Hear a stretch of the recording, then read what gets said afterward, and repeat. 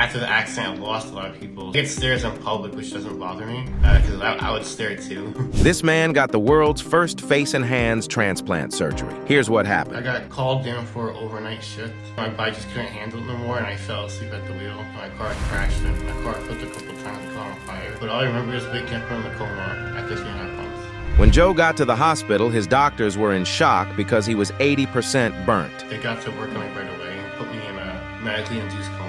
They were doing 2 surgeries a week, which is pretty rare for them. Usually people with that burns don't make it. Even though Joe was saved, he had lost his face and his hands. I was 80% burnt, so like it was my face, my whole like left side is burnt, my left leg. On my left calf, they actually had to do this special skin thing. Then Joe was told about a double face and hand transplant surgery, but it had its risks. My doctor told me the risk of dying.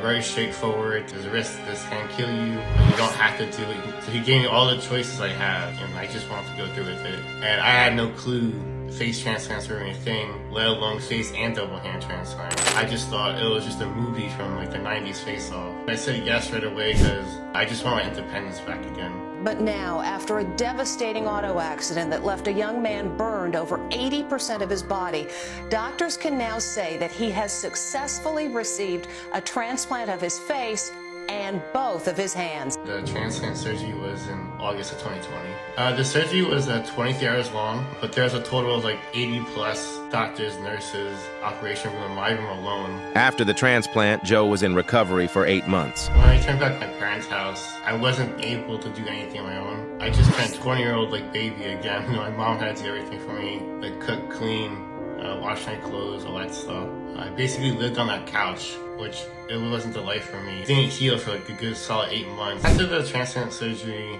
constantly working on my hands, occupational therapy was on me for like 6 hours a day, sometimes 8 hours a day. Since I can't lift heavy weights at the moment, because my doctors don't give a clear answer on if that can cause a rejection or not. But things did get better for him because he met the love of his life. After the transplant, we did a press release because it was the first success in the world. And she followed me on Instagram, but then I DM'd her about her dog, and now we're here. I was just like a naturally positive person, strong person before the accident. I was always that happy-go-lucky kind of guy. Nothing really brought me down because the next day is always going to be better and stuff like that. It's a lot harder when you're out in public and in the real world with real-life problems and jobs and bosses. And so it's going to take a lot longer to work on yourself and build yourself up, but it will work out in the long run.